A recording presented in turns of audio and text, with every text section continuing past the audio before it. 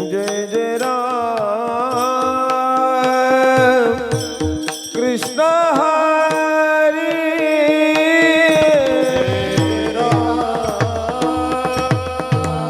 कृष्ण हरी जय जय राम कृष्ण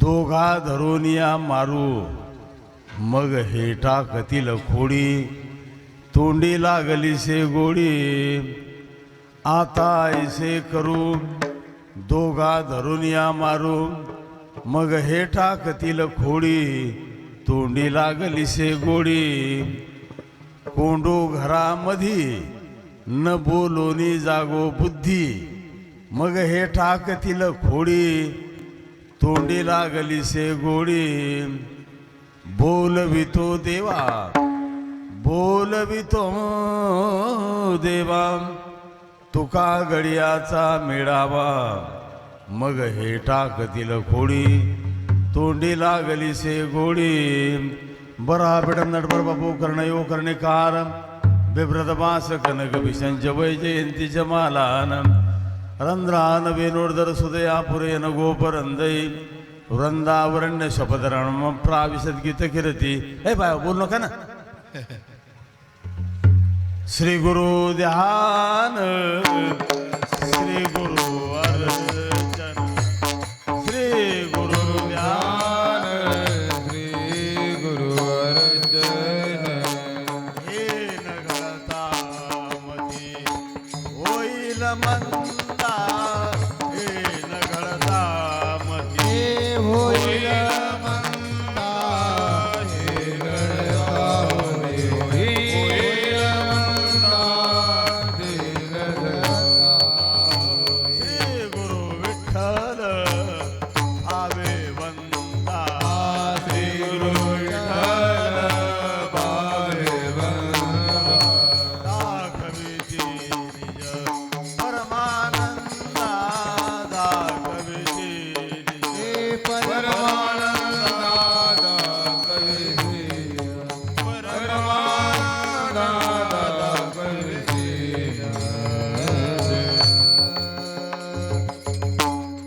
पांडुरंगा गुरु प्रथम नमन दुसरे चरण संतांच्या त्यांच्या कृपादाने कथेचा विस्तारो बाबाजी सद्गुरुदास तुका नमो ज्ञानेश्वरा नमो ज्ञानेश्वरा नमो ज्ञानेश्वरा नमो ज्ञानेश्वरा ईश्वरा नमो ज्ञानेश्वरा ज्ञानेश्वरा नमो ज्ञानेश्वरा देवदारा सोपान देवा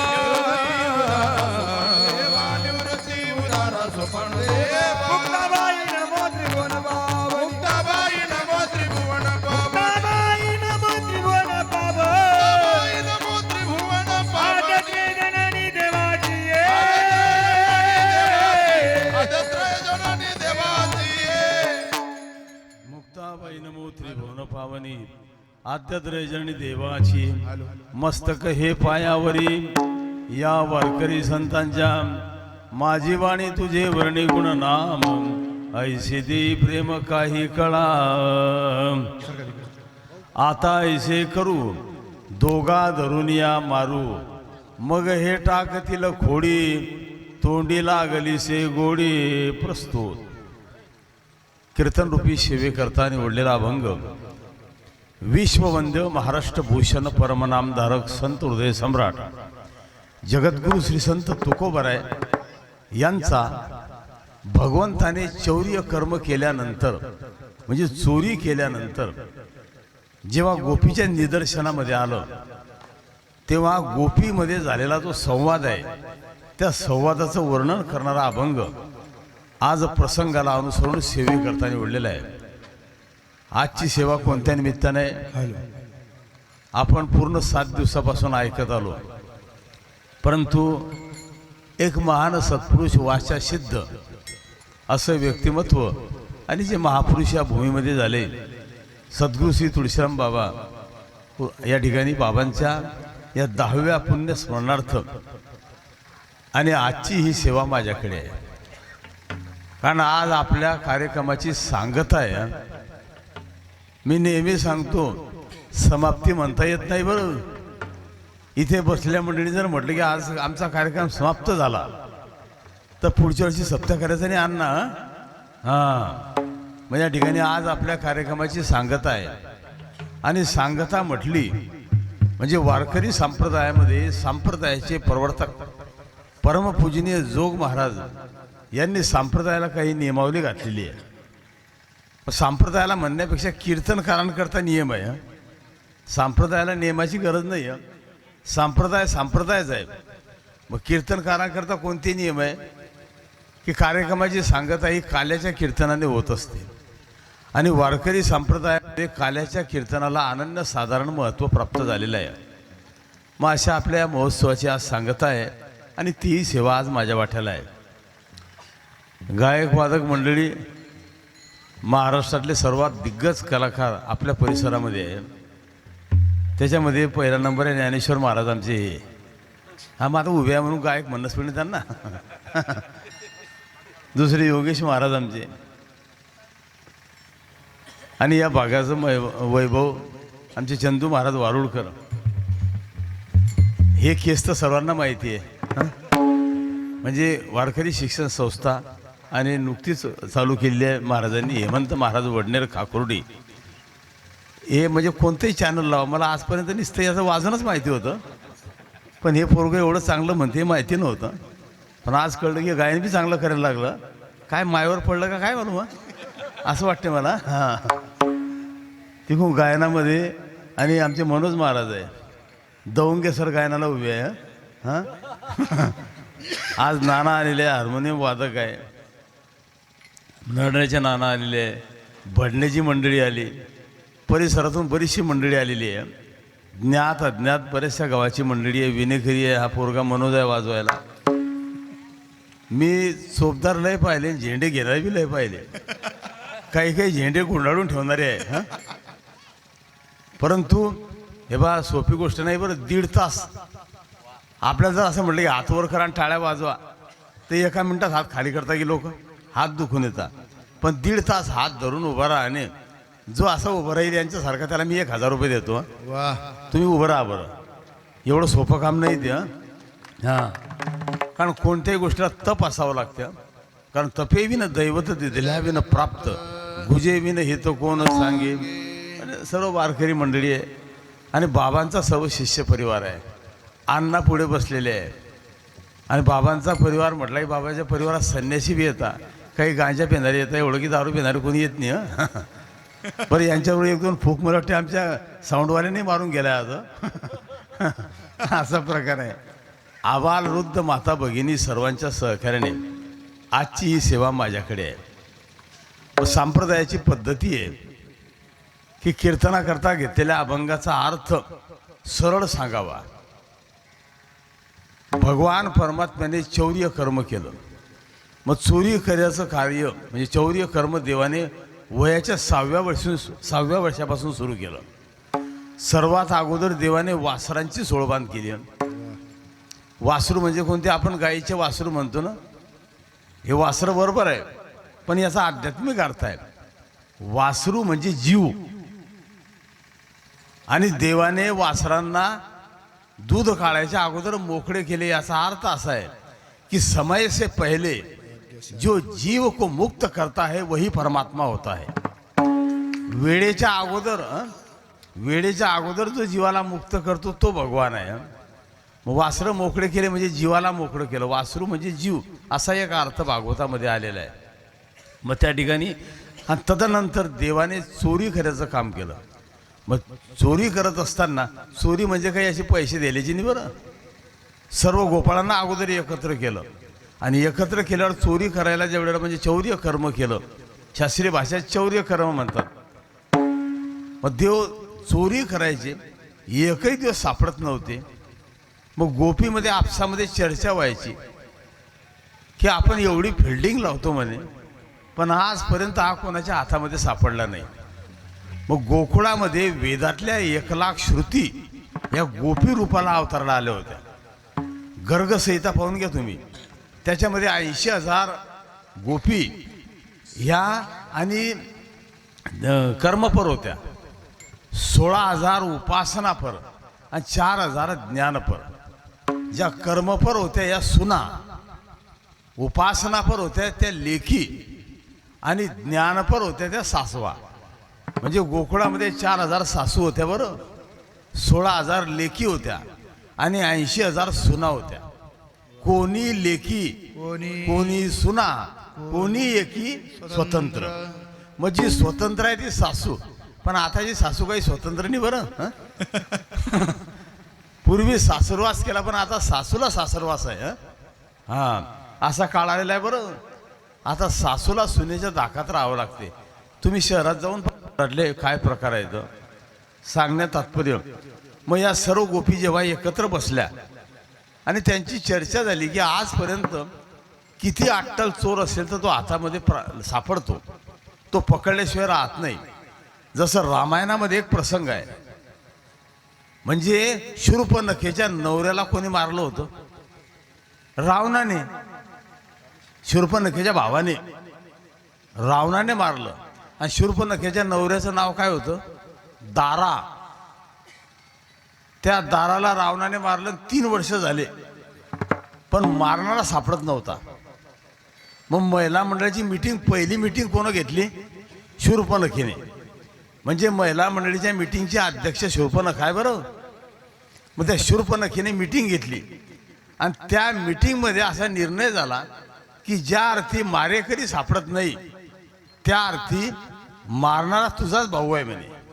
जे रावणाने मारलं होतं ना, कारण रावणाने जर काही वाईट कार्य केलं तर हा दारा त्याला आळवायचा आणि त्याची कॉलर पकडायचा, त्याला अयोग्य कर्मापासून तो वंचित करायचा. तसं गोपी म्हटल्या आपण एवढी चोरी करतो परंतु चोर सापडत नाही, चोर हातामध्ये येत नाही. पण मग एका अज्ञानी गोपीने, म्हणजे कर्मपर गोपीने असं विचारलं की जर सापडले तर काय करायचं?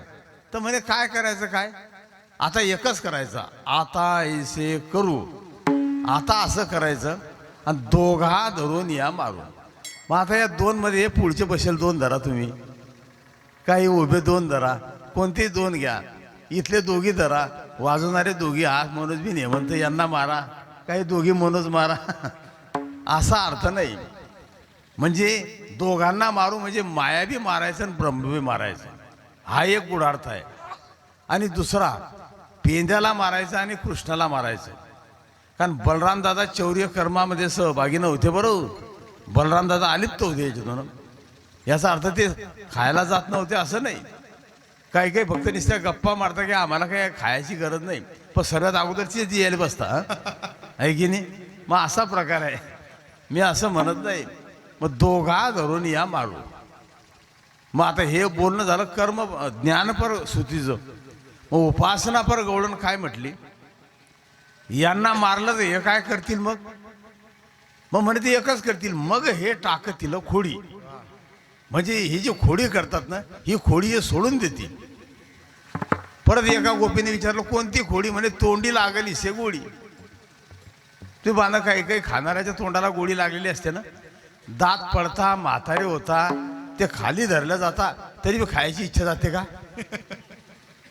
मी नेहमी सांगतो की वासना का त्याग करना इतना आसान नहीं है. एवढं सोपं नाही बरं ते. बड़े बड़े ऋषी मुनी भटक गए, मोठमोठे ऋषी भटकले. एक वाक्य मी नेहमी सांगतो, हिमालय में रहने वाले, पेड़ के पत्ते खाने वाले, दिगंबर घूमने वाले, पर्वत की गुफा में सोने वाले, ये अगर भ्रष्ट हो गए तो जो आलू वड़े समोसे कचोरी खाते उनकी क्या गति होंगी? पराशरासारखे मत्स्यगंधेवर मोहित झाले, विश्वामित्रासारखे मेनकेवर मोहित झाले. मग आपली सामान्य लोकांची सोडून द्या. पण हे बा डोंगरी महाराजांचं तत्वार्थ रामायणातलं एक वाक्य आहे. महाराज म्हटले खान पान चाहे कैसा भी हो लेकिन अंतर्मन जिनका निर्मल हो वह साधक है, उपासक है. मी असं म्हणत नाही. तुम्हाला असं वाटतं यांना एवढं गायन येते, एवढं उत्कृष्ट गायन करतात, मग हे असं फुकट प्राप्त झालं का? मग यांनी साधना केली बरं. ही सरस्वतीची देण आहे मान्य आहे, पण अभ्यासाशिवाय कोणती गोष्ट साध्य होत नाही. अभ्यासाचे नि बळे एका गती अंतराळे व्याघ्र सर्प प्रांजळे केले एकी. अभ्यासानेच कोणती गोष्ट साध्य होते. तुकोबराय म्हणतात असाध्य ते साध्य करिता साया. साध्य करिता साया करिता सायास साध्य करिता सायास कारण अभ्यास तुका म्हणे कारण अभ्यास तुका म्हणे साध्य करिता सायास असाध्य ते साध्य करिता सायास कारण अभ्यास तुका म्हणे कारण अभ्यास तुका म्हणे साध्य ते साध्य करिता सायास साध्य ते साध्य करिता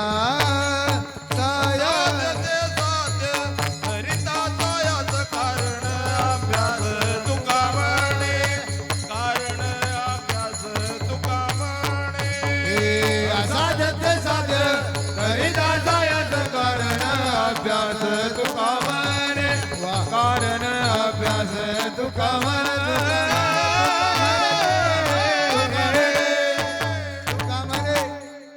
असाध्य गोष्ट सुद्धा साध्य केल्या जाते, प्राप्त केल्या जाते, पण अभ्यासाने ती प्राप्त होते असं विधान आहे.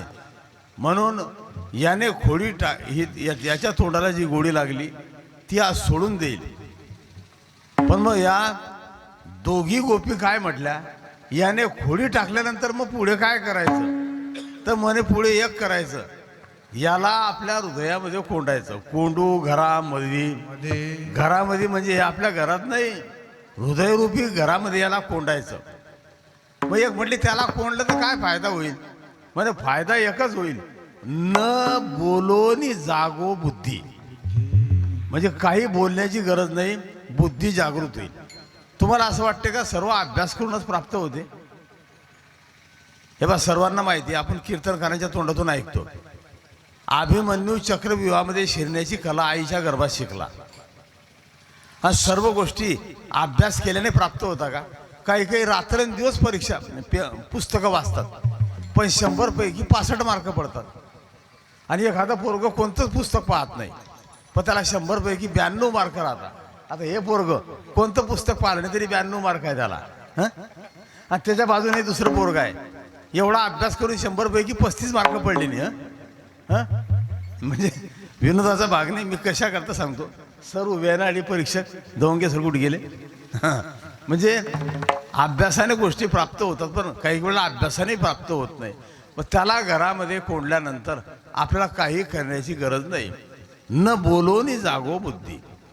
पण म्हटले मग ही सर्व क्रिया, ही सर्व लीला कोण करतो, तर मग स्पष्ट उत्तर दिलेलं आहे तुकोबरायांनी की बोलवितो देवा तुका गडियाचा मेळावा.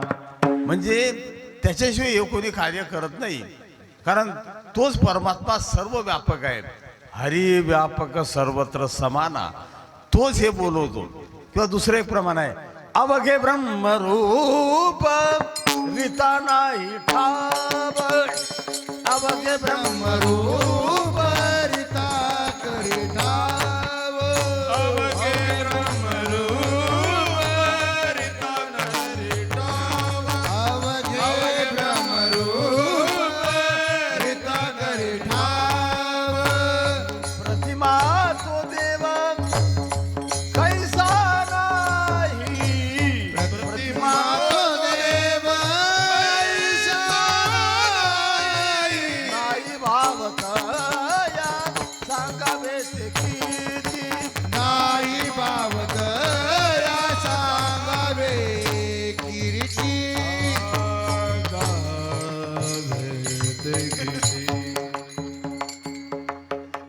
अशी उषा टायगरी पाहिजे.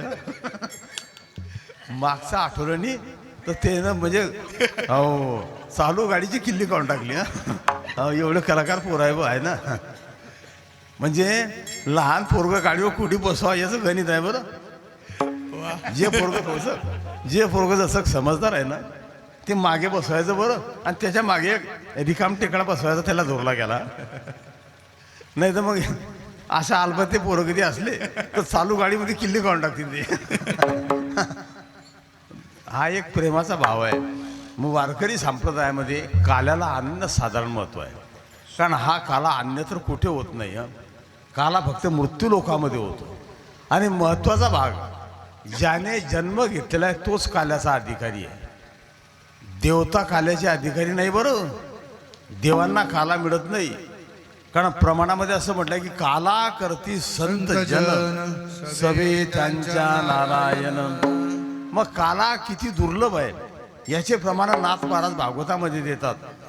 किती वैकुंठी पाहता साचार अवघे चतुर्भुज नर शंखचक्र गदा अवघियाती तेथ नाही आदि व्याधी नाही विषयासक्त उपाधी श्री पुरुषा समान बुद्धी जान त्रिशुद्धी उद्धवा.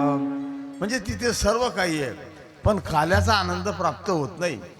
आणि देवाचे वारकरी संप्रदायामध्ये 10 अवतार झालेले आहे. गर्ग संहितेमध्ये 6 प्रकार आहे. अंश, अंशांश, कला, आवेश, पूर्ण आणि परिपूर्ण. पूर्ण अवतार प्रभू रामचंद्राचा आहे आणि परिपूर्ण अवतार भगवान कृष्णाचा आहे. कृष्णस्तु भगवान स्वयं. म्हणजे परिपूर्ण अवतार याचा अर्थ कार्य करण्याचं स्वातंत्र्य बी आहे आणि सामर्थ्य आहे.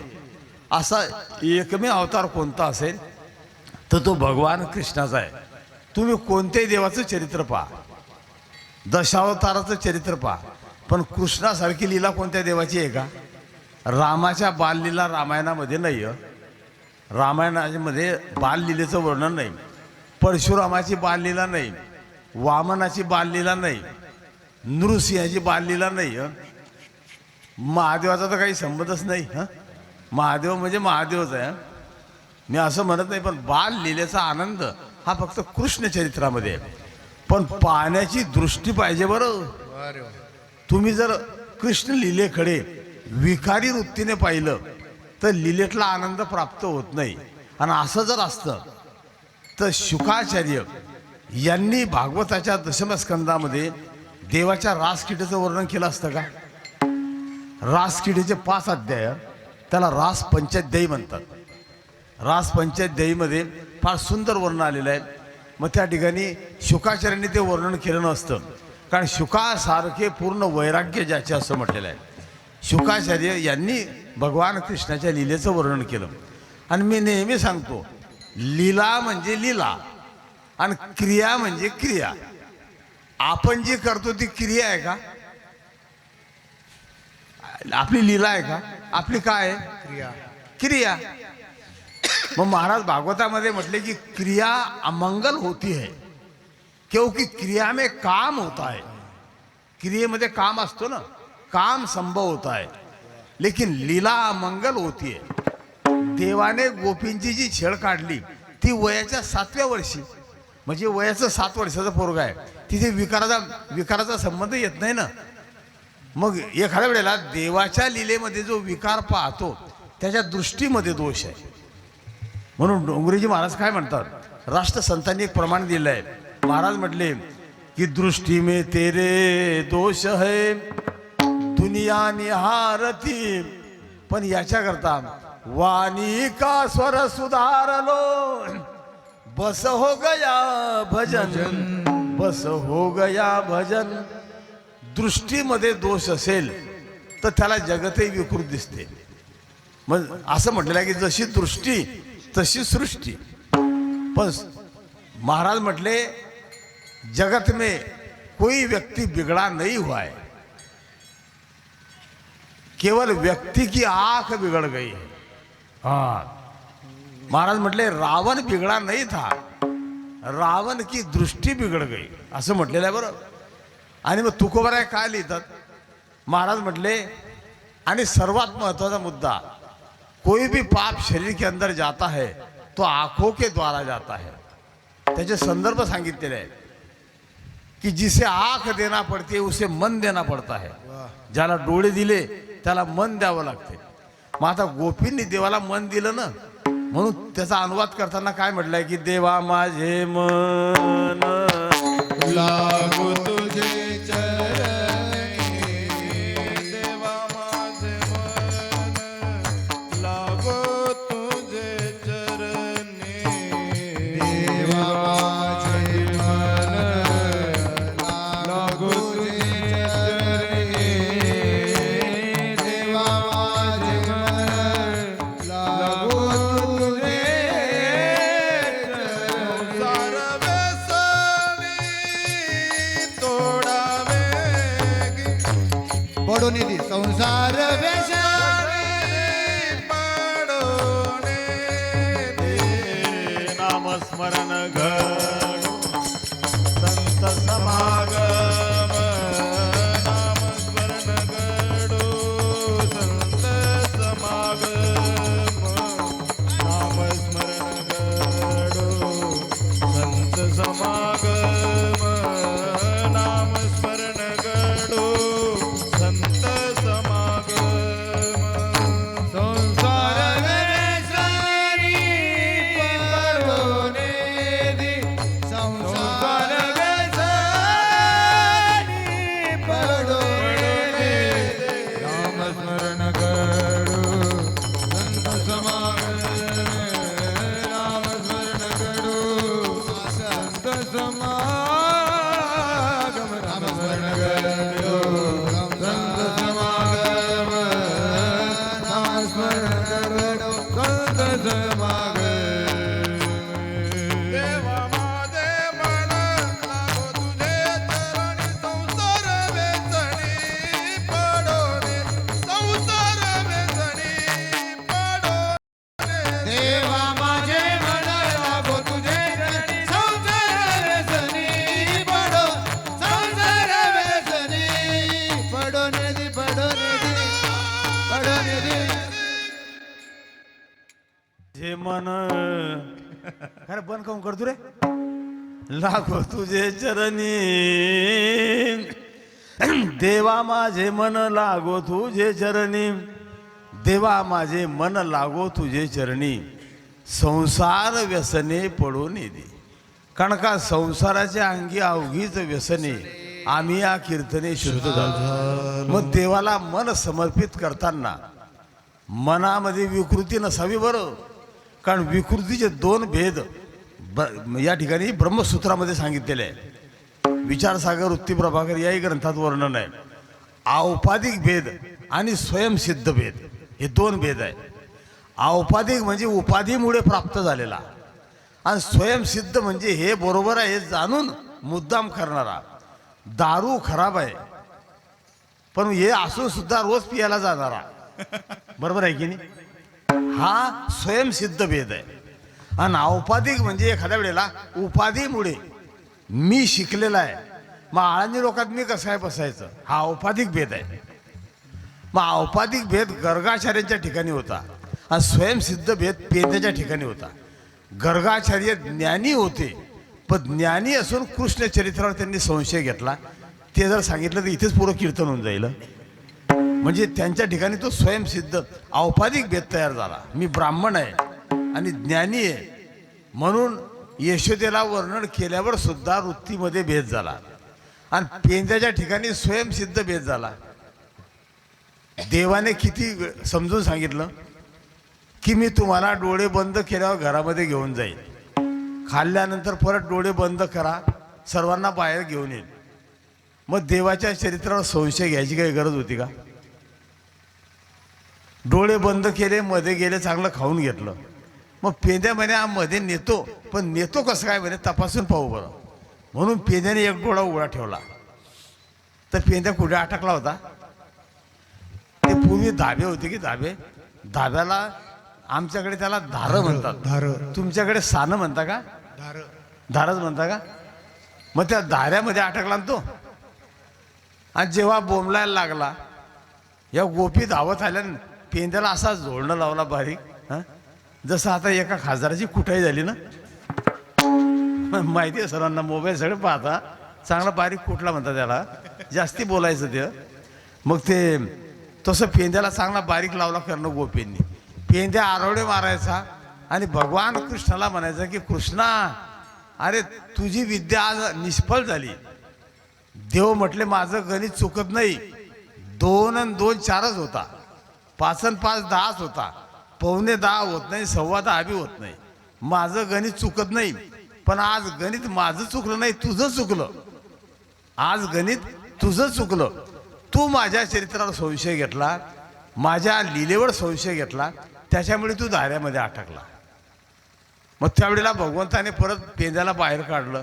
पण इथे असं म्हटलेलं आहे, गोपी म्हटलं आपण एवढ्या क्रिया करतो, एवढा त्याला पकडण्याकरता अट्टहास करतो, पण तो हातामध्ये सापडत नाही.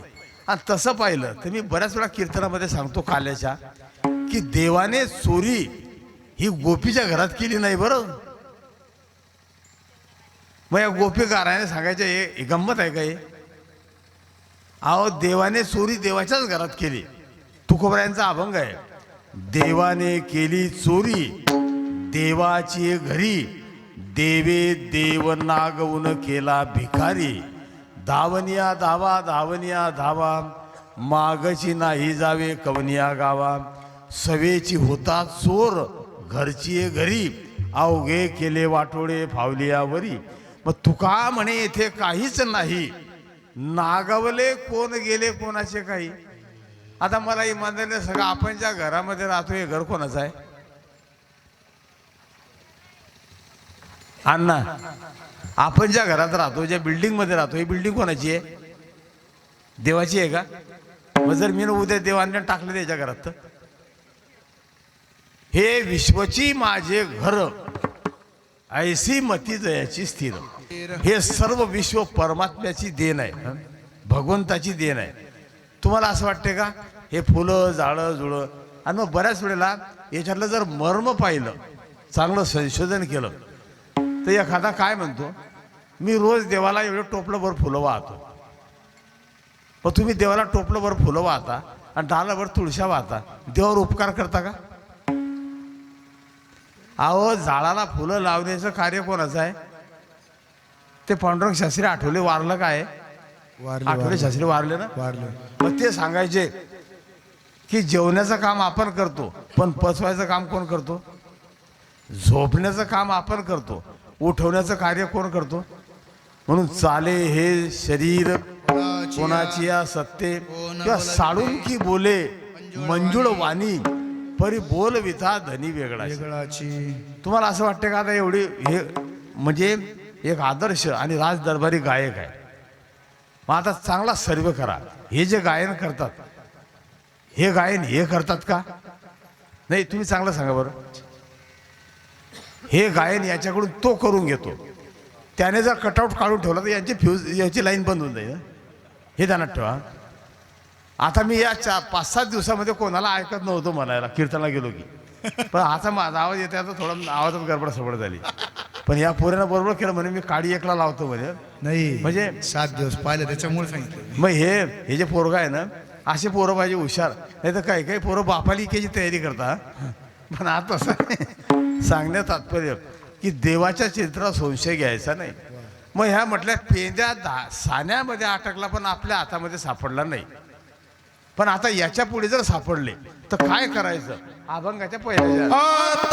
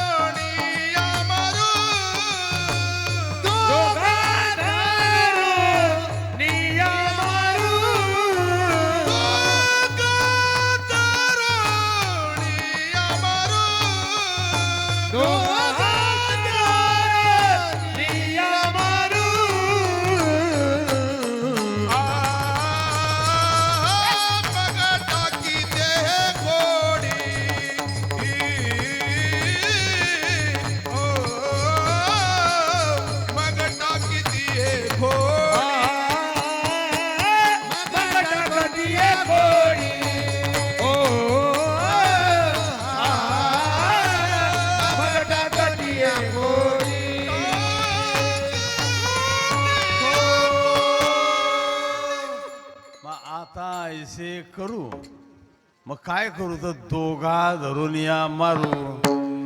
कारण मायेच्या बंधनातून सुटल्याशिवाय भगवत प्राप्ती होत नाही बरं.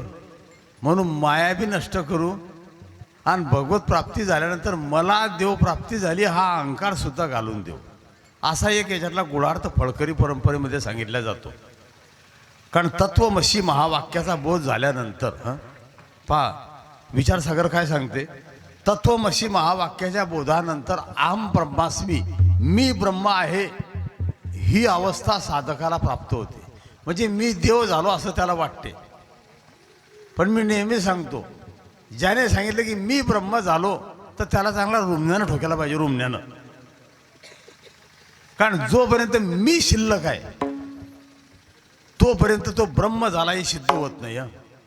कारण राष्ट्रसंत काय म्हटले कि मैं और मेरा भेद छोड़कर सब तेरा जो कहता है, अंत में वह प्रभु बन के रहता है, अंत में वह प्रभु बन के रहता है.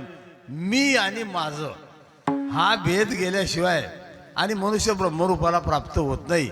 म्हणून दोघांना मारू. आणि आता असा लौकिक अर्थ आहे की जे खोडी करण्याला प्राधान्य देतात त्यांना मारू, म्हणजे पेंद्यालाही मारू आणि देवाला मारू. याचा अर्थ भक्ती करून मी भक्ती केली या वाक्यालाही मारू आणि भक्ती केल्यानंतर परमात्मा प्राप्त झाला हाही विचार मनातून काढून टाकू. नाही तर एखादा साधक साधना करतो, साधनेच्या उच्च पदाला जातो, पण त्याला साधनेचा अहंकार होतो बरं. वा, मी काही स्तुती करतो अशातला भाग नाही. पण बाबाचा माझा 15-20 वर्षापासून संपर्क होता. बाबा माझ्या समोर बसून कीर्तन ऐकायचे ना. आणि आता हे मी इथे सांगत नाही, पण मला जी समस्या होती, नाना आमच्या परिसरामध्ये कीर्तनाचे किती पैसे भेटायचे आम्हाला? 31 रुपये, 31, फक्त 31. नंतर 41, 51. आणि मग मागून मोटरसायकल घेतल्यावर 101 रुपये भेटायचा.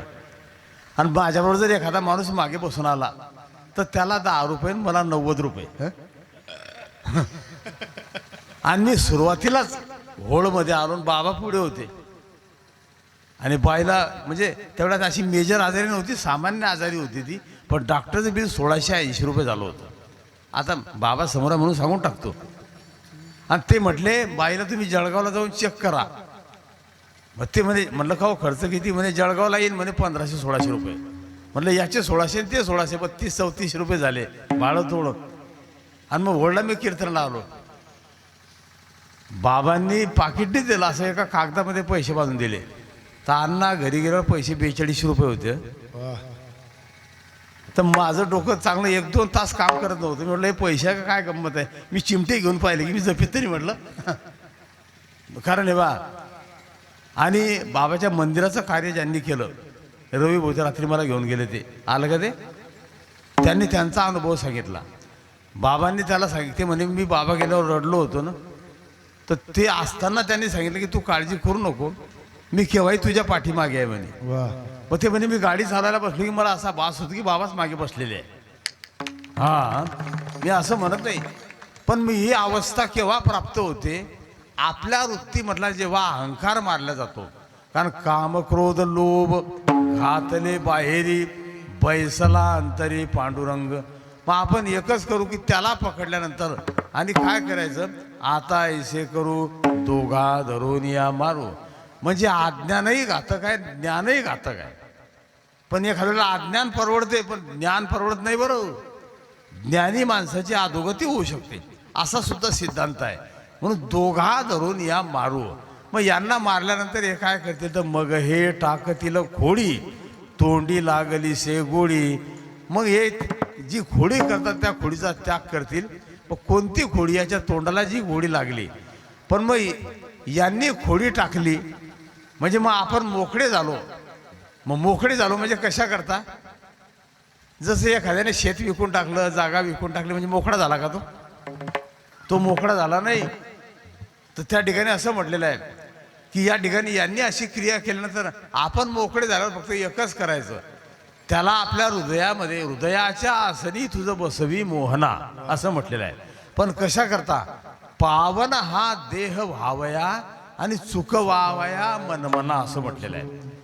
शरीर पावन होण्याकरता मग या हृदयरूपी घरामध्ये त्याला कोंडायचं, आणि कोंडलं तर आपला फायदाच फायदा आहे. याचं कोंडू घरामध्ये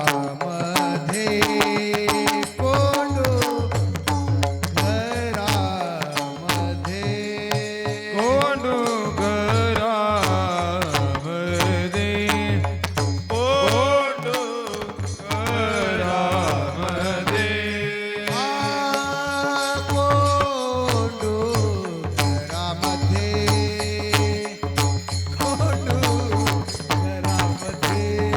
कोंडू घरामध्ये कोंडू घरामध्ये कोंडू घरामध्ये न बोलोने जागो बुधे न बोलोने जागो बुधे मग टाकते खोडे मग टाकतो खोडे न बोलोने जागो बोले न बोलोने जागो बोले मग टाकते खोडे मग टाकते खोडे कोंडू घरामध्ये न बोलोने जागो बुद्धी, म्हणजे न बोलता काही सायास न करता आपल्याला त्याची प्राप्ती होईल.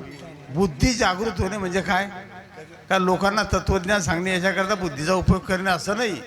माऊली हरिपाठामध्ये म्हटले की बुद्धीचे वैभव अन्य नाही तुझे, एका केशवराजे सकळ सिद्धी मग आता देवाची देण आहे.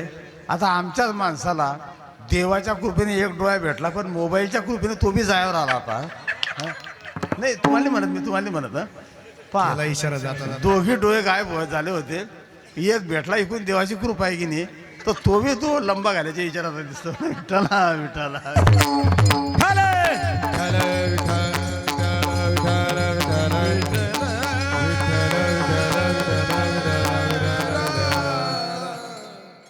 नाना माझा आता मी हे बघ तुम्हाला व्यासपीठावर सांगतो. मी आता माझा मोबाईल खराब झाला की मोबाईल विकत नाही घेत. या पोऱ्याचे 2-3 मोबाईल मारून देतो मी, कारण मोबाईल मारला की हा दुसरा घेईन. हं? दुसरा घेतला की तू, आणि मला काय लागते मारायला, त्याला उल्लू बनवायला मला 1 मिनिट बी लागणार नाही. मी आता बेटा मोबाईलच विकत घेणार नाही, तीच मोबाईल मारीन आता. विठाला विठाला विठाला चला मन मोठं केलं म्हणे घेऊन घ्या आता, पण नुसता दाखवला बरं द्यायला कुठे अजून. आता मी पाहतो खोलीमध्ये बरं देतो का आता. मग त्या ठिकाणी कोंडू घरामध्ये मन बोलोने जागो बुद्धी, मग त्या ठिकाणी त्याला आम्ही आमच्या हृदयामध्ये साठवलं, कारण साठविला हरी जे हे हृदय मंदिरी. त्याचा फायदा आहे की त्याची सरली व्यापार.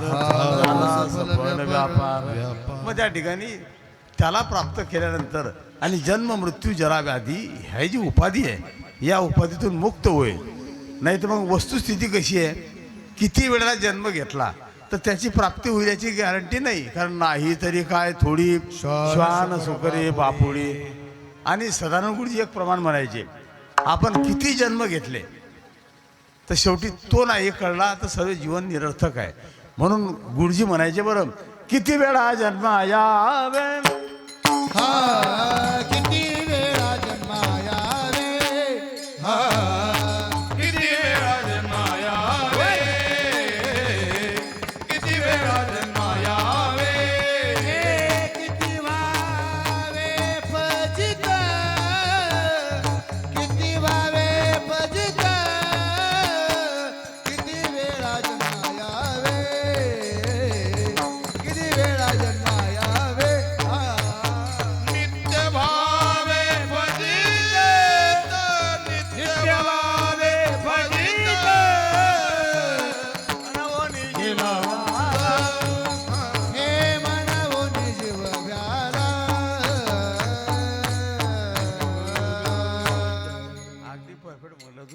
म्हणायची तो बरोबर म्हणला, पण गुरुजीची म्हणण्याची पद्धती कशी होती? किती वेळा जन्मा यावे नित्य भावे फजित, नित्य भावे फजित मनवोनी जीव भ्याला. फार गुरुजी फार सुंदर म्हणायचे. तुम्ही गुरुजी काय ऐकलं होतं ना, साधारण गुरुजी.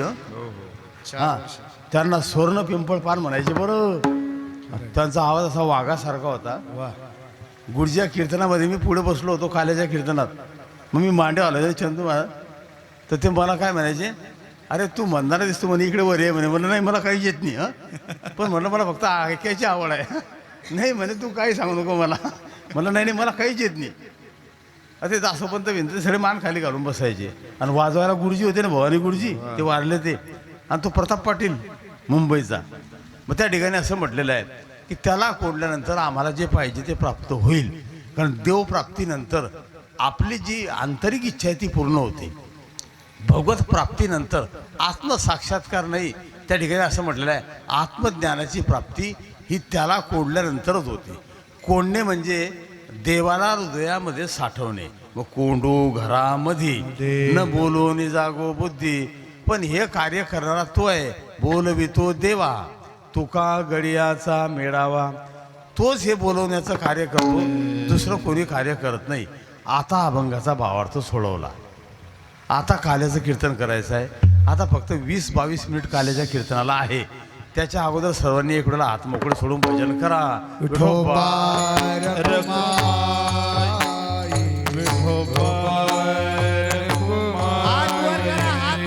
सगळ्यांनी. हरी जय जय विठोबा रघुमाई. विठोबा रघुमाई.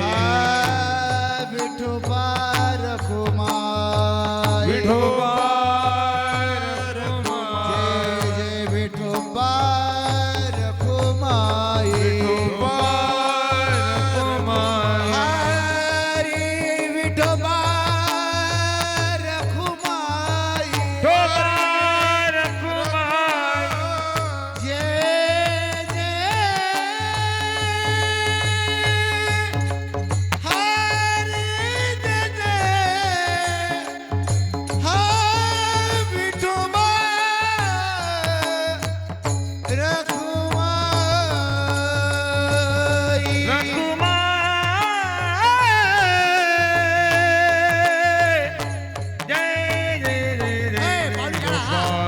कुंडली कबरदार विठ्ठल श्री ज्ञानदेव तुकाराम भगवान की जय. ज्ञानेश्वर महाराज की आदिशक्ती तुकाराम महाराज की जय. राम महाराज नमः पार्वती देवी गोपाल कृष्ण भगवान की जय. गोपाल कुमारी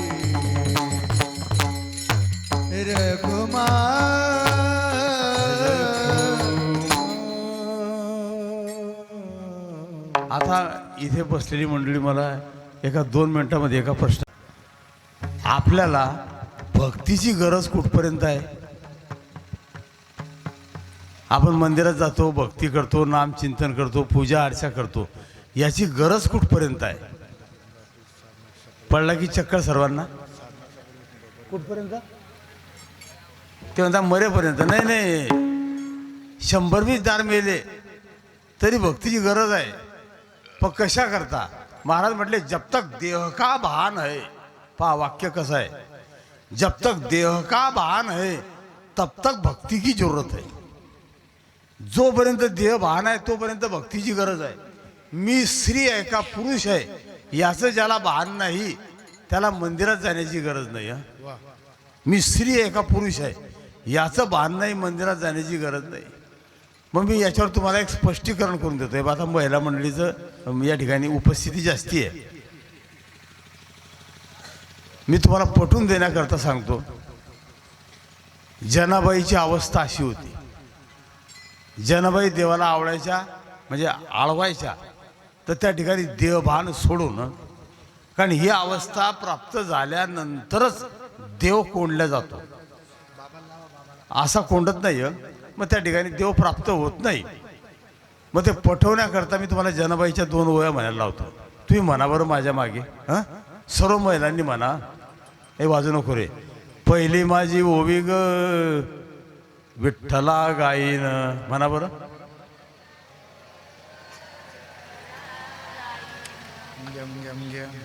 लाडकी बहीण योजना राबवल्यावर बी तुम्ही नको काही पूर्ण 100% मतदान करेल बरं. पहिली माझी ओवी ग विठ्ठला गाईन. ओव्या गाऊ कौतुके तू ये रे बा विठ्ठला. ओळ्या म्हणतात वड्या का. हा, दुसरी माझी ओवी ग संतासी गाईन. ओव्या गाऊ कौतुके तू ये रे बा विठ्ठला. आता बरं म्हणलं रे. तिसरी माझी ओवी ग पंढरी जाईन. टाळी वाजा. पतीच्या डोक्यावर दळण देईन. म्हणता नाही का आता हे बा. आता ऐकून घ्या. तुम्ही ना म्हटलं काय नाही. आता का म्हटलं नाही दोघांना, याचं कारण एकच आहे की आपण काय म्हणतो याचं भान आहे की नाही. आपण काय म्हणतो याचं भान आहे. आणि आज जर तुम्ही हे वाक्य म्हटलं असतं ना तर या परिसरातले जेवढे देव आहे यांचं फाउंडेशन दिलं झालं असतं. त्यांनी सांगितलं असतं की भाई आज होळ के अंदर क्या गडबड सरबड आहे. होळमध्ये काय गडबड सरबड आहे. याचा अर्थ आपण म्हणतो याचं भान आहे. म्हणजे जब तक देह का भान है तब तक भक्ती की जरूरत है. आणि देहभान नाहीसं झालं म्हणजे त्याला काहीच करण्याची गरज नाही. मग आपण नुसतं म्हणतो ठाईच बैसुनी करा एक चित्त, पण कीर्तनात बसून तर चित्त एक होतच नाही.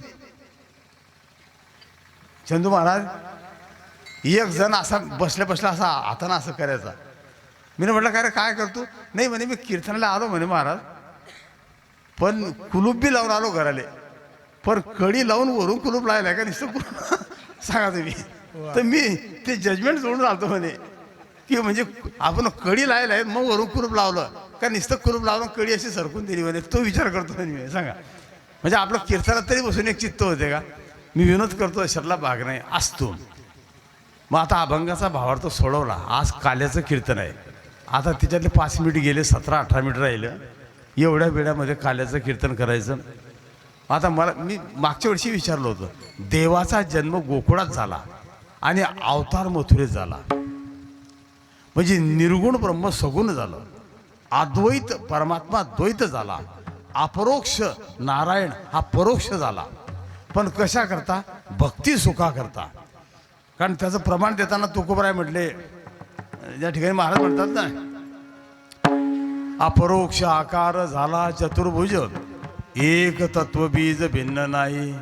आणि असं म्हटलेलं आहे, अद्वयाची द्वय झालेची कारण. अद्वयाची द्वय झालेची कारण.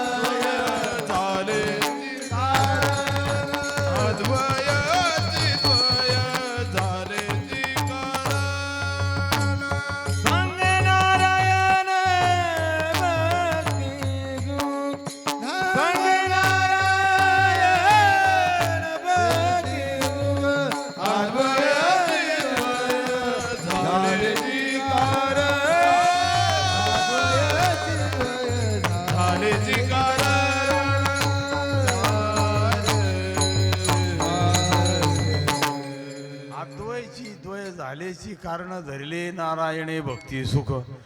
भक्तीचा आनंद उपभोगण्याकरता निर्गुण ब्रह्म सगुण झालं. मग आता देव गोकुळामध्ये जन्माला आले.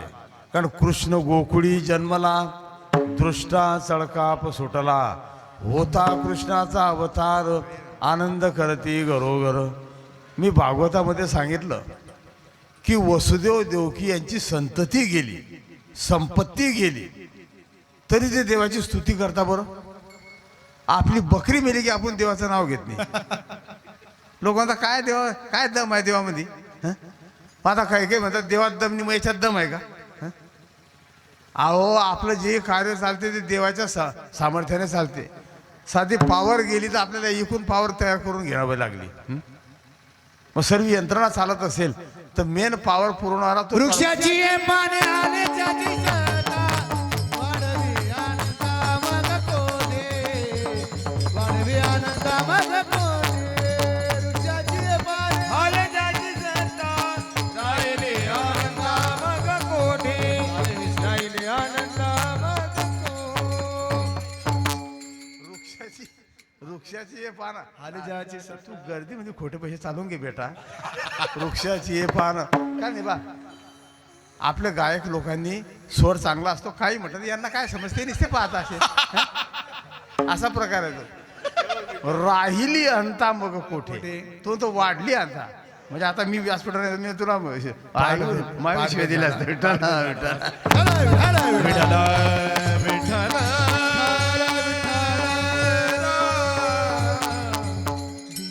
सांगण्याचं तात्पर्य त्या ठिकाणी झाडाचं पान सुद्धा भगवत सत्तेशिवाय हालत नाही. प्रमाण फार सुंदर दिले. बरं, सुंदर अतिशय आदर्श प्रमाण दिलं. मग देव जन्माला आले, अवतार मथुरेमध्ये झाला. 8 वर्षाची मूर्ती प्रगट झाली. 4 हात, 4ही हातामध्ये 4 आयुध, शंख चक्र गदा पद्म. वसुदेव देवकीने देवाची स्तुती केली. योन्तमम प्रविश्य वाचमिमां प्रसुप्तां संजीवेत्य केल शक्तिद्वारा स्वदाम्ना अन्यांशस्तचरणत्वगादिं प्राणानां भगवतो पुरुषाय तुभ्यं. किंवा नमोस्त्वनंताय सहस्रमूर्तये सहस्रपादाक्षि शिरोरबाहवे सहस्रनाम्ने पुरुषाय शाश्वते सहस्रकोटी युगधारिणे नमः. किंवा पद्मपुराणाचा श्लोक आपण म्हणतो ना, सचितानंद रूपाय विश्वोत्पत्त्यादि हेतवे तापत्रय विनाशाय श्रीकृष्णाय वयं नमः. मग त्या ठिकाणी देवाची स्तुती केली. मग आता देव काय म्हटले, तुम्हाला काय पाहिजे मागून घ्या. आता या दोघांनी काय केलं, म्हणे देवा आम्हाला तुझं बालरूप पाहायचं आहे. आता मी बऱ्याच वेळा सांगतो, ज्ञानामध्ये अज्ञान जागी होते. बरं, ज्ञानी माणसाच्या ठिकाणी सुद्धा भ्रम होतो. वसुदेव देवकीला झाला ना. ते म्हटले देवा अरे आम्हाला तुझं बालरूप पाहायचं आहे. भगवान म्हटले मी बालक झालो तर तुम्हाला त्रास होईल. हे म्हटले आम्हाला त्रास झाला तर चालेल, पण तू बालक हो. मग आपलंही म्हणणं असंच आहे, आम्हाला त्रास झाला तर चालेल, पण आमचं चांगलं झालं पाहिजे. म्हणता की असं लोक. मी तर बऱ्याच वेळा सांगतो, एखादा द्रव्य कमवण्याकरता एवढा अट्टहास करतो की वयाचे 60 वर्ष होईपर्यंत त्याला द्रव्य पैसा कमवायची हव्यास असते. मग ते कमवताना तो मुलाकडे लक्ष देत नाही, परिवाराकडे लक्ष देत नाही. आणि द्रव्य कमवल्यानंतर मुलं त्यांच्या त्यांच्या मार्गाला निघून जातात. कोणी अमेरिकेला, कोणी रशियाला, कोणी पुण्याला, कोणी मुंबईला. त्या ठिकाणी सर्व एक पुण्यावाला मुलगा आईला घेऊन जातो. त्याच्यानंतर सर्व जनतेच्या लाईनवर लागतात. याने द्रव्य कमवता कमवता 61 वर्ष गेले की याचं शरीर थकते. मग शरीर चांगलं करण्याकरता कमवलेलं द्रव्य आज दवाखान्यात घालून देतो. मग शेवटी शरीर बी गेलं आणि द्रव्य गेलं, खाली काय राहिलं. म्हणून जो नेकी तुझे यहाँ करनी है सो तू कर ले, वहाँ संग जाने का सामान भर ले. अरे पहुँचेगा जब तू वतन पे अपने, वापस फिर न तुझे आना पड़ेगा, आना पड़ेगा. सफर का सौदा कर ले मुसाफिर, आखरी वतन पे जाना पड़ेगा. म्हणून आपण काय करावं हे आपलं आपण ठरवायचं. मग यांनी स्तुती केली, म्हणे आम्हाला त्रास झाला तर चालेल. मग देवाच्या मुखातलं वाक्य आहे, श्री भगवान वाच. भगवान म्हटले की गोकुळामध्ये माया जन्माला आलेली आहे, ती माया इथे आणा, मला तिथे घेऊन जा. नंदाच्या घराला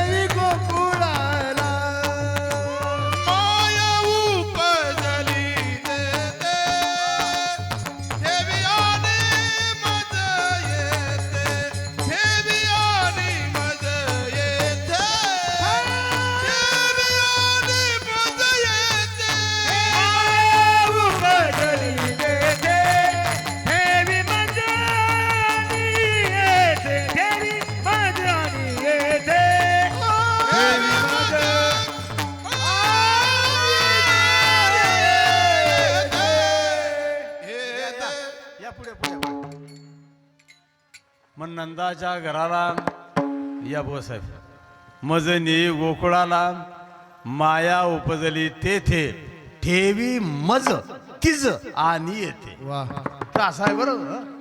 काय मी काय समजून याला?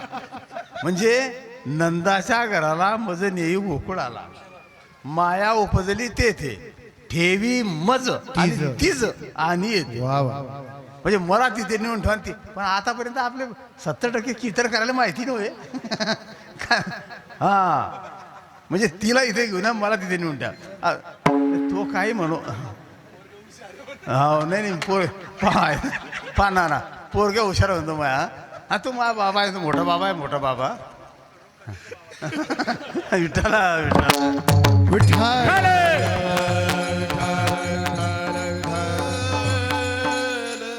जसं वसुदेव देवकीची परिस्थिती आहे ना, ते म्हटले आम्हाला त्रास झाला तर चालेल पण तू बालक हो. वा मग आता मी तुम्हाला ब्रह्मज्ञान सांगतो. पण फेटा बांधून इकडे येताना त्या नातवाला मी सांगितलं होतं की मी 8व्या दिवशी घरी येईल. तो 5 वर्षात त्याचा फोन आला म्हणे बेटा केव्हा येशील, आता दिवस शेवटचा आहे.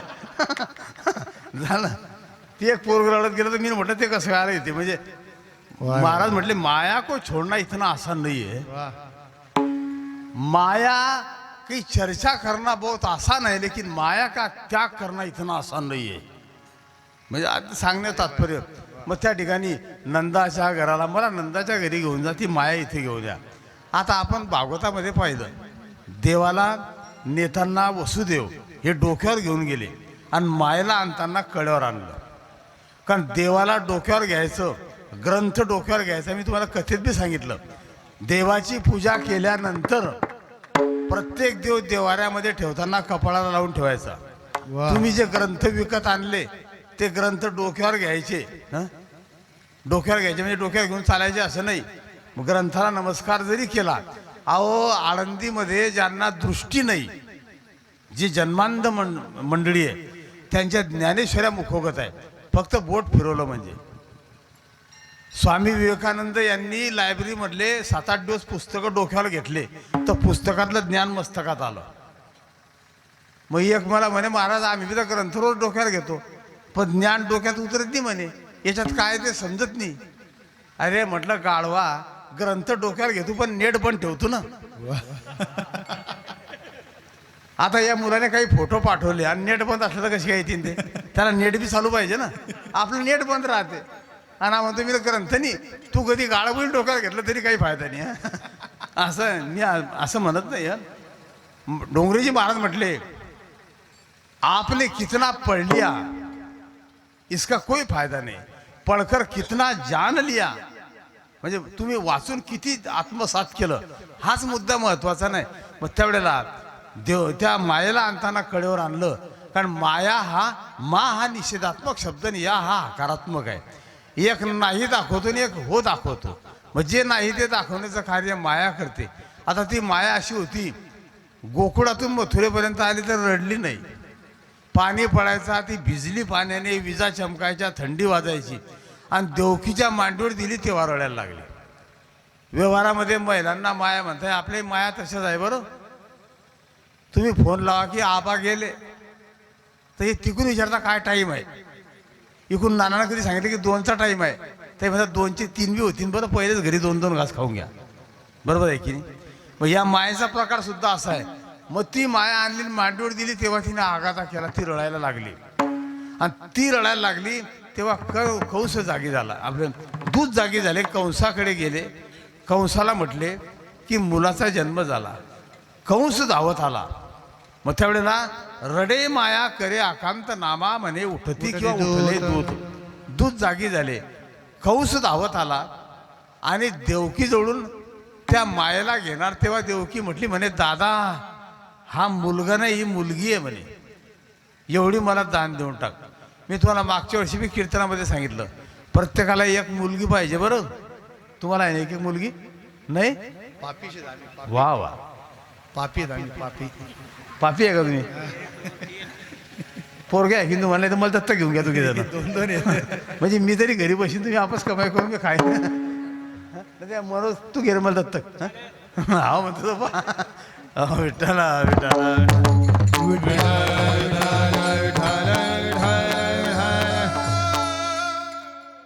पोरे आवा म्हणतो दत्तक घ्यायचा, पण ऐकून घे, मी दत्तक विधान झाल्यावर एक दिवस मी फेटा घेऊन जाणार आणि कीर्तन आले नाही तर रुमण्यात ठोकीन तुला मग. तू कुकडी बोंबलत फिर बस. सांगण्याचं तात्पर्य त्या ठिकाणी मी कशा करता सांगतो. कंस आला, दृष्ट माणसाला दया येत नाही, त्याने हिसकून घेतली. मुलांना मारताना नाना त्याने पाय धरायचे आणि पोरगा आदळायचं, पण मायला आदळताना 3 वेळेला फिरवलं. म्हणजे ती त्रिगुणात्मक प्रकृती होती ना. आणि आदळणारे होते ते हातातून निसटली, अवकाशामध्ये गेली. तिने वरतून काय सांगितलं, उपजला माझ्या उपजला माझ्या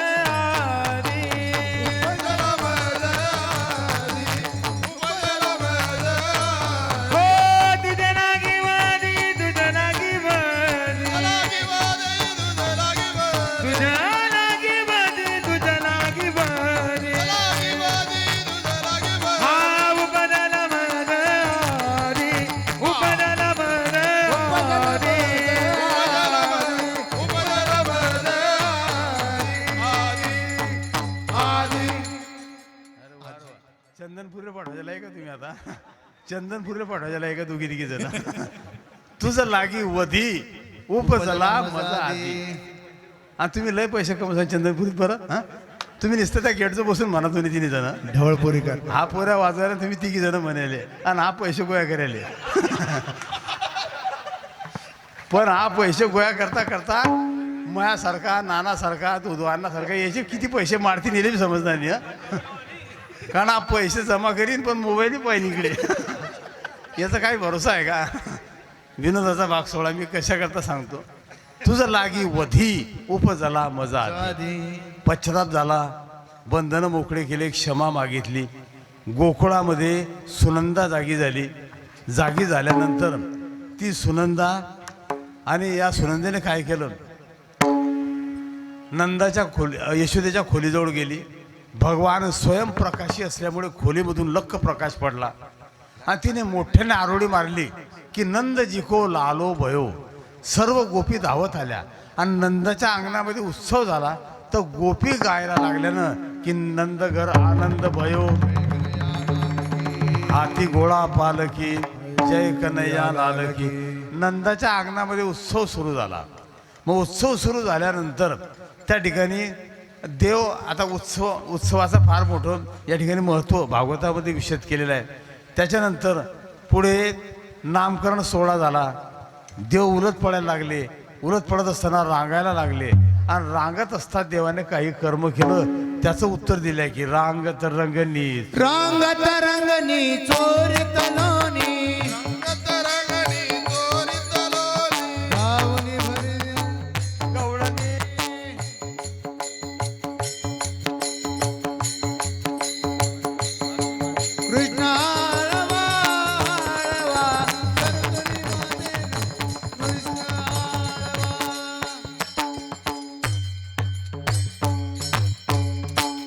रांगत रंगनी चोरीत लोणी धावणी धरती गवळणी बांधिती चरणी देती गाराणी यशोदे साजनी कृष्णा आडवा आडवा परतुनी माते जावा. मग रांगत असताना देवाने नवनीताची चोरी केली आणि त्या ठिकाणी गायी राखण्याचं काम केलं. आपल्या भारतीय संस्कृतीमध्ये गायीला फार प्राधान्य आहे. बरोबर, प्रत्येकाने एक गाय वागवायला पाहिजे. जो हिंदू स्वतःला म्हणून घेतो, जो सनातनी म्हणून घेतो, त्याने एक गाय वागवायला पाहिजे तरच तो हिंदू आहे. मग एखाद्या म्हणते ना आम्हाला तर राहायला 10 बाय 10 असं घर आहे, गाय कुठे बांधायची? मग गाय वागवायची तयारी नसेल, गाय बांधायला आणि आपल्या जो ते पाहिजे तशी व्यवस्था नसेल तर एका गायीचा खर्च जे ओरिजिनल गोशाळा चालवतात त्यांना देऊन टाकायचा. मग याचा अर्थ डुप्लिकेट आहे असं बी नाही बरं, पण जे ओरिजिनल चौकशी करून घ्यायची पहिले की गायीची व्यवस्था आहे का नाही. आणि मग एका गायीची त्या ठिकाणी आपण चारा द्यायचा. मग एखादा म्हणजे एका गायीचा खर्च 10,000 रुपये होतो एका वर्षाचा. मग ते महाराज वर्षाचे 10,000 रुपये द्यायचे का प्रतिवर्षी? आणि डॉक्टरने काही सांगितलं की MRI करून घ्या. MRI तर 7,000 ते 8,000 रुपये लागतात MRIला. आणि MRI खरं डॉक्टरने सांगितलं की थोडासा फॉल्ट आहे तुमच्या मानीमध्ये. तुम्हाला मी औषधी देतो 4,000ची 1 महिन्याची. बरं वाटलं तर ठीक, नाही तर मग परत घेऊन घ्यायची 4,000ची. म्हणजे 7,000 MRIचे आणि 8,000 औषधीचे 15,000 झाले. मग दीड गेली की नाही. ज्याच्या जो असून ज्याने गोशाळेला किंवा गायीची व्यवस्था केली नाही एका गायीची, त्याचे 15,000 रुपये तुम्ही माझ्याकडून लिहून घ्या, ते डॉक्टर जमा करून घे ना. हां, विनोदाचा भाग नाही बरं. मग आपल्या भारतीय संस्कृतीमध्ये गायीला प्राधान्य आहे, प्रत्येकाने एक गाय वागवायची. पण डोंगरीजी महाराज म्हटले आजकाल लोक गोपालन नाही करते, कुत्ते पालते है, कुत्रे वागवतात. मग महाराजांना राग आला ना. महाराज म्हटले लगता है अगले जन्म में कुत्ता बनने की तयारी चल रही है. हा, म्हणजे अंतिम क्षणी जी वासना शेष राहिली तसंच माणसाला जन्म प्राप्त होतो. बरं, गाय वागवली तर गायीमध्ये वासना जाऊ शकते, गायीची सेवा करणाराची. अशा प्रकारे आणि देव गायी चारायला लागले, नवनीताची चोरी करायला लागले. एक खोडी सांगायची सेवेला पूर्ण विराम. मग देव चोरी करायचे, गोपी गाराने सांगायच्या. पण मग यशोदा म्हटली तुम्ही त्याला एकही दिवस पकडत नाही. मग एका गोपीने सांगितलं की मी आज त्याला पकडते, आज मी त्याला पकडते असं म्हटली. पेंद्याने सांगितलं तुला आज एका गोपीने पकडण्याचं आव्हान घेतलं. भगवान म्हटले काळजी करू नका. त्याच गोपीच्या घरी गेले, त्या गोपीच्या घरी गेले. देवाने मायेच्या आश्रयाने त्या बाईच्या घरात प्रवेश केला. तिला काही कळलं नाही. सर्वांना खाऊ घातलं आणि खाल्ल्यानंतर न कळत पेंद्याच्या मुखातून देवाच्या नामाचा उच्चार झाल्यामुळे माया नष्ट झाली आणि ती बाई शुद्धीवर आली. शुद्धीवर येताबरोबर तिने पाहिलं सर्व मुलं घरात आहे, कृष्णही घरात आहे. ती म्हणे बाकीच्यांना पकडण्यापेक्षा याला पकडलं तेच फायद्यात पडेल. ती धावत गेली, कृष्णाचा हात धरला आणि बाहेर ओढत घेऊन आली आणि गोपींना आवाज दिला म्हणे या, म्हणे तुम्ही आता पकडला की नाही. मग सर्व गोपी गोळा झाल्या. त्यामध्ये त्या बाईचा मालकही आला बाहेर. आता लक्षपूर्वक आहे का, मालक बाहेर आला. त्या बाईचा मालक त्या बाईला काय म्हणे, ए देवावर आळ घ्यायचा नाही, सोड त्याला, सोड. त्या बाईने तेवढ्याच जोरात मालकाला काय उत्तर दिलं, म्हणे ए तुम्ही मध्ये बोल नका. म्हणून नाना त्या दिवसापासून असा नियम आहे की स्त्रियांच्या भांडणामध्ये पुरुषाने बोलायचं नाही, यांच्या भांडणात पुरुषाने बोलायचं नाही. आणि देवाला हेच पाहिजे होतं, देवाला जामीन पाहिजे होता, जामीन. मग देवाने काय केलं, म्हणजे बाईचे मालक म्हटलं की सोड त्याला. देवाने काय केलं, देव गुप्त झाले आणि त्या बाईच्या मालकाचा हात त्या बाईच्या हातात दिला. आता तिची गॅरंटी होती की मी ज्याला घरात पकडून बाहेर ओढत आणला तो कृष्ण आहे. मग या गोपी काय म्हणायच्या, आत्या तुमच्या हातात कोण आहे अगोदर पहा. ते म्हणे तुम्ही मधात बोलू नका, मला माहिती आहे माझ्या हातात कोण आहे. जसं सट्टा लावणाऱ्याची बी गॅरंटी असते की मी जो आकडा काढला तो पक्काच आहे. पण त्याला नंतर ओपन आल्यावर कळते की हे काही फायदा नाही त्याचा, आहे ना. विनोदाचा माझा मध्ये म्हणजे सांगण्याचं तात्पर्य मी कशा करता सांगतो. मग त्या तिची गॅरंटी होती ना की मी ज्याला पकडलो तो कृष्ण आहे. तो मालक त्या गोपीना तोंडावर बोट ठेवून म्हटला हिची फजिती उद्या. हिने माझं ऐकलं नाही ना. मग ती त्या मालकाला ओळख घेऊन निघाली. देव गुप्त झाले, घरी गेले. हिने बाहेरून आवाज दिला म्हणे यशोदे पाय, म्हणे आज कसं पकडलं त्याला. भगवान म्हटले आई तुला तर माहिती आहे म्हणे मी कुठेच जात नाही, काही करत नाही, तरी माझ्या कानाभोवती आल्याशिवाय राहत नाही. आता देवाचं वय होतं 7 वर्षाचं. भगवान म्हटले मला कडेवर घे बरं. कधी 15 वर्षाचंही पोरगा असलं तर आईला ओझं होत नाही बरं. आणि दुसऱ्याचं 2 वर्षाचं पोरगं कधी कडेवर दिलं तर बाय म्हणता काय माठी जळ आहे माझ्या लेखाची, आहे की नाही. हो, असा प्रकार आहे ना. मग सांगण्यात तात्पर्य त्या ठिकाणी देवाला कडेवर घेतलं यशोदेने आणि यशोदा बाहेर आली. जेव्हा बाहेर आली आणि तिने पाहिलं म्हणे मी ज्याला आपल्या घरात पकडलं तो तर हिच्या कडेवर आहे, मग आपल्या हातात कोण आहे. मग तिने जेव्हा पाहिलं तिचा मालक होता. मग पूर्वी बाया काय करायच्या, पदर घ्यायचा इतका एवढा. मग त्या बाईने त्या मालकाचा हात सोडा आणि पदर घेतला इथपर्यंत आणि त्या पदरामधून बोलली म्हणे का हो तुम्ही माझ्या हातात केव्हापासून आहे. आता याचं डोकं फिरलं. याने काय सांगितलं म्हणे लग्न झालं त्या दिवसापासून. शेवटी यशोदा म्हटली की उद्या जाई राणा राणा उद्या जाई राणा उद्या जाई राणा. उद्या जाई राणा ए सवे घेऊनी गोधना सवे घेऊनी गोधना सवे घेऊनी गोदना सवे घेऊनी गोदना सवे घेऊनी गोदना ए उद्या जाई राणा सवे घेऊनी गोधना सवे घेऊनी गोदना सवे घेऊनी गोदना गोदना गोदना गोदना गोदना उद्या जाई राणा सवे घेऊन गोधना अप्रतिम गायन करता ही मंडळी. पण त्या ठिकाणी रानात गेले अनंत प्रकारचे खेळ खेळले. त्या खेळाचंही वर्णन केलं आहे. अपक तू बघते बघ पोरा खेळा त्रिगुण मांडू अपक तू बघते बघ पोरा त्रिगुण खेळ मांडू अबगदु बगदु बग बोलती तुझ्या खेळ मांडू अबगदु बगदु बग बोलती तुझ्या खेळ मांडू खेळ विट्टी दांडू आता खेळ विट्टी दांडू खेळ विटी दांडू अबग अपक तू बघते बघ पोरा त्रिगुण खेळ मांडू अपक तू बघते बघ पोरा त्रिगुण खेळ मांडू अबगदु बगदु बग बोलती तुझ्या खेळ मांडू अबगदु बगदु बग बोलती खेळ बवरा बाई खेळ बवरा बाई खेळ बवरा बाई खेळ बवरा बाई खेळ बवरा या राधिकेचा नवरा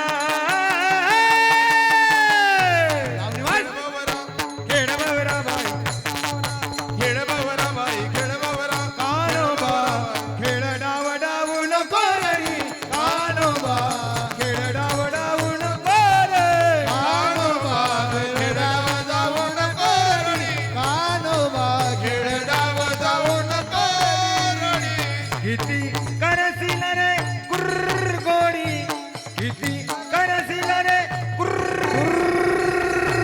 गोडी कानोबा खेळ डाव डावू नको रे कानोबा खेळ डाव डावू नको रे जाऊ नको रडी जाऊ नको प्रमाणामध्ये 3-4 प्रमाण दिले.